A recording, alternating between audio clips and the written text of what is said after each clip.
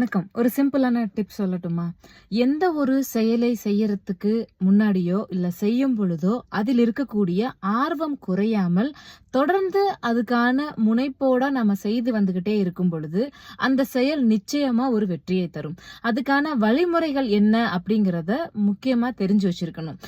ஆர்வம் குறையக்கூடாது, வழிமுறைகள் என்ன, எதை செய்யணும், எதை செய்யக்கூடாது, இது போன்ற சில விஷயங்கள்ல கவனம் செலுத்தி, நாம அதை சரி பண்ணிக்கிட்டோம் அப்படின்னாவே, நம்ம எடுத்துக்கொண்ட எந்த ஒரு செயல்லையும் வெற்றி நமக்கு கிடைக்குங்கிறதுல எந்த மாற்று கருத்துமே இல்லை.